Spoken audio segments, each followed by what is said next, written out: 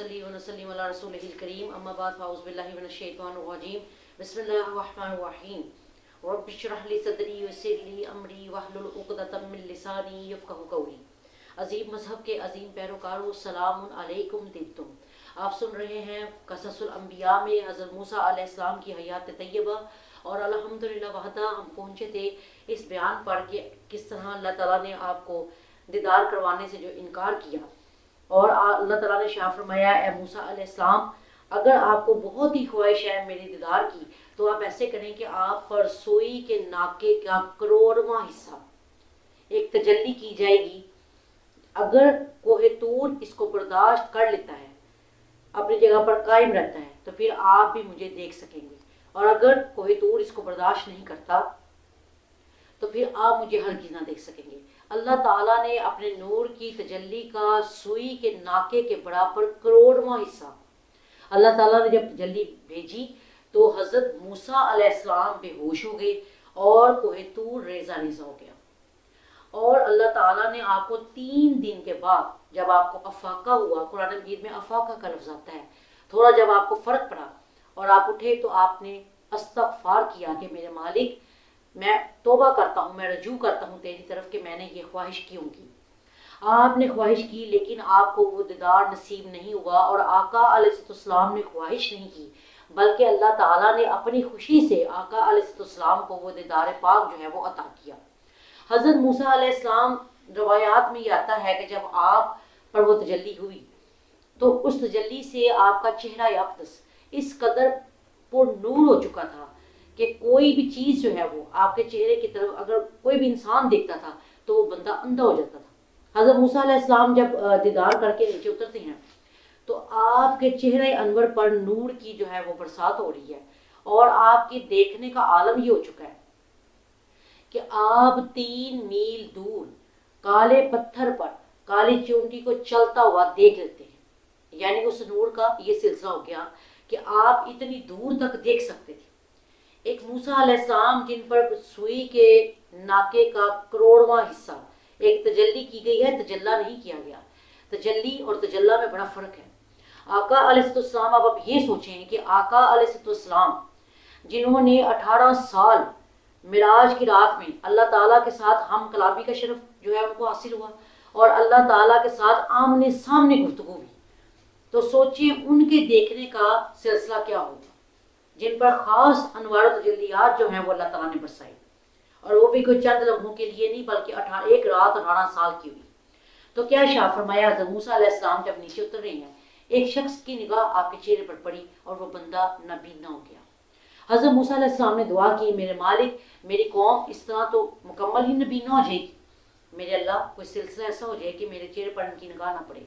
अल्लाह ताला ने शाह फरमाया कि आपके चेहरे के ऊपर कोई चीज़ इस वक्त नहीं ठहरेगी सवाए उस जुब्बे की जो आपने तजल्ली के वक्त पहना हुआ था।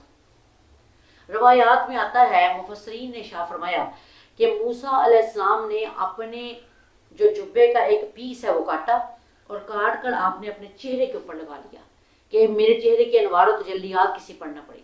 जब आप अपने घर तशरीफ़ ले जाते हैं तो बीबी सफूरा सलामुल्लाह अलैहा तय्यबा ताहिरा, उन्होंने शाह फरमाया कि आपने अपने चेहरे को क्यों छुपाया। हज़रत मूसा अलैहिस्सलाम ने शाह फरमाया कि बीबी, मेरे चेहरे के ऊपर इस कदर अनवार और तजल्लियात हैं कि कोई भी मेरा चेहरा देखे वो नबीना हो जाएगा। बीबी सफूरा सलामुल्लाह अलैहा तय्यबा ताहिरा, आपको मालूम है कि वो नबी ज़ाती हैं, नबी की बेटी हैं। उन्होंने कहा कि अच्छा, जो अनवार आप पर आ रही हैं, मैं एक आंख पर हाथ रखकर दूसरी आंख से देख लेती हूँ। हज़रत मूसा अलैहिस्सलाम ने शाह फरमाया, तुम्हारी आंख नबीना हो जाएगी। उन्होंने कहा, नहीं, मैं देखना चाहती हूँ कि अल्लाह ताला के अनवार और तजल्लियात कैसे हैं।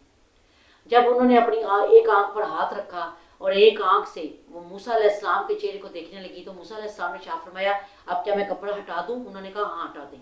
जब उन्होंने कपड़ा हटाया तो वो जब अनवार और तजल्लियात उनकी आंख पर पड़े तो आंख जो है वो नबीना हो गई। उन्होंने कहा कि मेरी आंख तो नबीना हो गई है। तो मूसा अलैहिस्सलाम ने शाह फरमाया, मैंने तुम्हें पहले ही कहा था कि आप ये ना देखो। उन्होंने कहा, नहीं, अब मैं अपनी दूसरी आंख से भी वही नज़ारा देखना चाहती हूँ जो नज़ारा मेरी इस आंख ने देखा, कि उन अनवार और तजल्लियात में इस कदर कशिश थी कि बीबी अपनी दूसरी आंख भी गंवा बैठती हैं, आंखों से नबीना हो जाती हैं। और क्या हुआ कि एक रोज़ वो अपनी दोस्तों के साथ बैठी थी तो उन्होंने कहा कि सफूरा, تم آنکھوں سے نبینا ہو گئی ہو تو تمہیں کیسا فیل ہوتا ہے؟ تم کبھی یہ سوچتی ہو کہ میں وہ دیدار نہ ہی دیکھتی تو اچھا تھا؟ بی بی صفورہ سلام اللہ علیہا طیبہ طاہرہ نے شاہ فرمایا کہ میں اگر مجھے اللہ تعالیٰ 1 کروڑ آنکھیں بھی عطا کرتا تو میں اس انوار و تجلیات کی زیارت پر قربان کر دیتی، لیکن میں دیکھتی ضرور۔ اللہ تعالیٰ کو ان کی یہ بات اس قدر پسند آئی کہ اللہ تعالیٰ نے جبرائیل امین علیہ السلام کو بھیجا کہ جائیں اور جا کر ان کو ان کی آنکھیں جو ہیں وہ واپس عطا کر دیں۔ تو سبحان اللہ، اللہ اکبر کبیرہ کہ اللہ تعالیٰ نے کس کس طرح کے جو ہیں وہ نفوس قدسیہ پیدا کیے کہ جنہوں نے اپنی ہر شے جو ہے وہ اللہ تعالیٰ کی ذات پر قربان کی، اور اللہ تعالیٰ نے پھر ان کے بدلے میں ان کو کیا کچھ عطا کیا۔ حضرت موسیٰ علیہ السلام جب آپ، اور یہاں تک روایات میں آتا ہے کہ اگر آپ نبی نہ ہوتے تو آپ ان انوار و تجلیات میں وفات ہی پا جاتے، لیکن آپ نبی تھے، اللہ تعالیٰ نے آپ کو وہ برداشت کرنے کا جو ہے وہ قوت جو آپ کو عطا کی۔ تو کیا شاہ فرمایا کہ اللہ تعالیٰ نے اس کے بعد آپ کو تختیاں عطا کی۔ سورہ الاعراف ورس نمبر 145 کے اندر فرمایا فخذھا بقوۃ وامر قومک یاخذوا باحسنھا، کہ آپ ان تختیوں کو مضبوطی سے پکڑ لیں اور اپنی قوم کو حکم دیں کہ بہترین باتوں کو اپنا لیں۔ اور وہ تختیاں کن کہہ کر بنائی گئی تھیں، اللہ تعالیٰ نے ان تختیوں کے اوپر جو ہے وہ تمام احکامات شریعت جو موسیٰ علیہ السلام کی شریعت موسوی کے اندر جو ان کی قوم کے اوپر لاگو ہونا تھا سلسلہ، اللہ تعالیٰ نے وہ ان کے اوپر جو ہے نا وہ نقش کر دیا اور آپ کو وہ تختیاں پکڑا دی۔ موسیٰ علیہ السلام توریت لے کر جب نیچے جاتے ہیں تو حضرت ہارون علیہ السلام سورہ جو ہے وہ طٰہٰ ہے ورس نمبر 90 یعنی 90 جو ہے وہ ورس نمبر ہے، اپنا منصب صحیح جو ہے حضرت ہارون علیہ السلام نے استعمال کیا، اور اب وہ بتوں کے پاس بیٹھے تھے جو ان کی قوم تھی، اور وہ اٹھنے والے نہیں تھے کیونکہ وہ اس گمان میں تھے کہ موسیٰ علیہ السلام وفات پا گئے ہیں، اور موسیٰ علیہ السلام جو نیچے نہیں آئے ان کی وفات ہو گئی ہے۔ اب وہ دیکھیں کہ قوم اپنے پاس سے ہر بات سوچتی جا رہی ہے اور اپنے طور پر ہی وہ اپنا دین تیار کر رہی ہے۔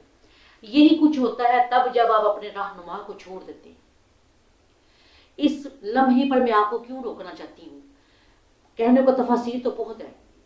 دیکھیں کہ انہوں نے اپنے نبی رہنما کو چھوڑ کر اپنے طور پر ہر چیز تیار کی، اور آج بے عین ہی اسی طرح امت محمدی کے اندر ہر بندہ جو ہے اس کی اپنی رائے ہے، اس کے اپنے عقائد ہیں، اس کی اپنی سوچ ہے، اس کے اپنے پیر خانے ہیں۔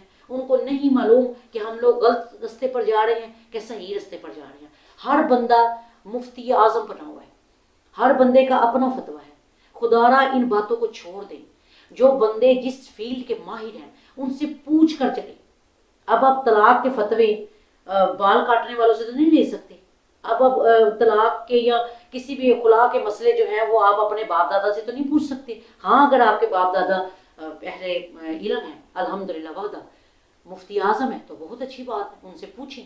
لیکن اگر آپ کے باپ دادا اپنے کاموں سے فارغ نہیں ہوئے تو انہوں نے آپ کو دین کیا بتانا ہے؟ بے عین ہی موسیٰ علیہ السلام کی قوم نے یہی کچھ کیا، انہوں نے اپنے طور پر ہر فتویٰ تیار کیا اور پھر وہ گمراہ ہوئے۔ 2 نبی ہونے کے باوجود اس قوم کو ہدایت نہیں آئی، حالانکہ ان کا نام یہودی تھا، یہودی کا مطلب ہوتا ہے ہدایت یافتہ، لیکن ہدایت کہاں تھی؟ وہ نبی اتنے سال جو ہے ان کے ساتھ سمجھ لیں کہ اس لیے کہا جاتا ہے کہ جو سر درد ہے وہ نبیوں کو اکثر ہوا کرتا تھا، کیونکہ ان کی قوم ہی ان کے لیے سر درد تھی۔ اب جب موسیٰ علیہ السلام نے یہ تشریف لائے، آپ نے آتے ہی اپنے بھائی ہارون علیہ السلام کو ان کی داڑھی مبارک سے پکڑا، اور سورہ الاعراف 150 میں آپ دیکھیں کہ انہوں نے اپنی الواحا، انہوں نے اپنی تختیوں کو زمین پر رکھا، اور کیا کہا، تختیاں نیچے رکھی اور اپنے بھائی کا سر کھینچا، ان کی داڑھی مبارک کو کھینچا۔ وہ بھائی آپس میں جو ہے وہ اللہ تعالیٰ کے دین کی وجہ سے، کسی اپنے مسئلے کی وجہ سے نہیں۔ ہمارے یہاں پر تو اپنے مسئلوں کی وجہ سے لڑائیاں ہوتی ہیں نا، اللہ کے لیے بابا کون غصہ کرتا ہے؟ مالک سب کا ایک ہے لیکن مالک کا کوئی ایک ہے۔ وہاں پر وہ دونوں بھائی نبی ہیں اور اللہ کی ذات، اللہ کے دین کے لیے وہ لڑ رہے ہیں۔ انہوں نے جب کہا موسیٰ علیہ السلام نے کہ آپ نے ان کو کیوں نہیں روکا، حضرت ہارون علیہ السلام نے شاہ فرمایا میرے بھائی میری داڑھی کو چھوڑ دو، میں نے ان کو بہت روکا لیکن یہ میری جو ہے وہ بات کو انہوں نے کوئی جو ہے وہ اہمیت نہیں دی۔ دراصل حضرت ہارون علیہ السلام نہایت نرم دل انسان تھے، اور حضرت موسیٰ علیہ السلام ذرا جلالت والے نبی تھے، اور قوم جو تھی وہ موسیٰ علیہ السلام سے زیادہ ڈرتی تھی۔ ہارون علیہ السلام کو تو وہ کچھ سمجھتے نہیں تھے۔ اور سب سے بڑی بات یہ ہے کہ یہ تھے نبی ذاتے، یہ جو قوم یہود ہے، یہ ساری بات ہے یعقوب علیہ السلام کے 12 بیٹوں کی نسلوں میں سے یہ آ رہی ہیں، ان کو یہ بڑا گھمنڈ تھا کہ ہم تو نبی ذاتے ہیں، اور موسیٰ علیہ السلام اور ہارون علیہ السلام کو وہ ایک عام بندے سمجھتے تھے کہ بس ٹھیک ہے یہ ہمارے عام قوم ہے اور ان کو اللہ تعالیٰ نے نبی بنا دیا، بس ٹھیک ہے اور ہم جو چاہیں گے وہ ہوگا۔ اب کیا ہوا؟ اب سامری کو بلایا گیا۔ حضرت موسیٰ علیہ السلام نے شاہ فرمایا ہاں اے بدبخت، تیرا کیا معاملہ ہے؟ تو نے کیا یہ حرکت کی کہ تو نے پوری قوم کو ایک منٹ میں گمراہ کر دیا؟ آپ نے اب پوچھا سورہ طٰہٰ ورس نمبر 96 کہ تو نے یہ کیا حرکت کی؟ اب اس نے بتایا کہ میں نے موسیٰ علیہ السلام کو کہنے لگا اے موسیٰ نبی، میں نے دیکھا تھا کہ وہ جو گھوڑی تھی جبریل امین کی، اس کے پاؤں سے جو تھا وہ سلسلہ اٹھتا تھا اور وہ جہاں جہاں پاؤں رکھتی تھی وہاں پر گھاس اگ جاتی تھی، تو میں نے اس مٹی کو ضبط کر لیا اور میں نے کہا یہ میرے کام آئے گی۔ اب کہنے لگے کہ انہوں نے نہیں دیکھا، میں نے دیکھا کہ جبریل امین کے پاؤں کی مٹی جو تھی گھوڑی کے پاؤں کی جو مٹی تھی، اب دیکھیں کہ جس گھوڑی کے اوپر فرشتوں کا سردار سواری کر رہا ہے، اس گھوڑی ہیزوم کے پاؤں کے اندر اللہ تعالیٰ نے حیات رکھ دی۔ تو جن گھوڑوں کے اوپر آقا علیہ السلام نے سفر کیا، ان گھوڑوں کی جو ہے وہ اللہ تعالیٰ قرآن مجید میں قسمیں اٹھاتا ہے، وَالْعَادِيَاتِ ضَبْحًا، صورت جو ہے وہ ساری گھوڑوں پر ہے۔ اور آپ یہ دیکھیں کہ اللہ تعالیٰ کو وہ گھوڑے کتنے پیارے ہیں جن پر اللہ کے پاک بندے سفر کرتے ہیں۔ تو کیا شاہ فرمایا کہ اب پہلی سزا جو ہے، موسیٰ علیہ السلام نے شاہ فرمایا اب پہلی سزا تجھے یہ دی جائے گی کہ جو بھی تجھے چھونا چاہے گا، تیرے جسم کے اندر ایسی درد کی لہریں اٹھیں گی کہ تو کسی بندے کو اپنے جسم کو ہاتھ نہیں لگانے دے گا۔ اور دوسری سزا تیری یہ ہے کہ اللہ تعالیٰ روز قیامت خود تجھ سے جو ہے نا وہ پوچھے کہ تیرا یہ کیا کام تھا، اور اللہ تعالیٰ تجھے خود سزا دے۔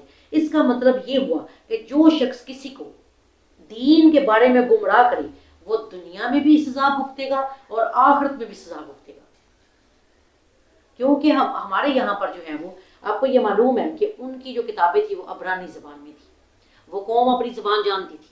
ہمارے یہاں پر مشکل یہ ہے کہ ایک تو لوگوں کو عربی کا معنی ہی پتہ نہیں ہوتا کہ اس کا معنی کیا ہے، اسی لیے یہ فرقے بازیاں جو بنتی ہیں، یہ اسی لیے جماعت بنتی ہے کہ آپ کی جو رہنما ہوتے ہیں وہی آپ کو غلط بتائیں گے، تو آپ کو کیا بتائیے کیا کہہ رہے ہیں تو کیا نہیں کہہ رہے۔ اسی لیے کہا گیا کہ عقائد سوچ سمجھ کر بنائیں، اپنا رہنما سوچ سمجھ کر چنیں، تاکہ آپ کو یہ معلوم ہو کہ میرا عقیدہ سب سے ہائی عقیدہ ہے، میرا عقیدہ سب سے اچھا عقیدہ ہے۔ تو انشاءاللہ تعالیٰ اس کے بعد کیا ہوا، سامری کو اور کیا کیا سزائیں ملی اور دیگر اور قوم کے ساتھ کیا کیا معاملات ہوئے، یہ ہم آپ کو انشاءاللہ اگلے ایپیسوڈ میں بتائیں گے۔ وما علینا الا البلاغ المبین وبلغنا رسولہ النبی الکریم الامین۔ تو آگے یاسین۔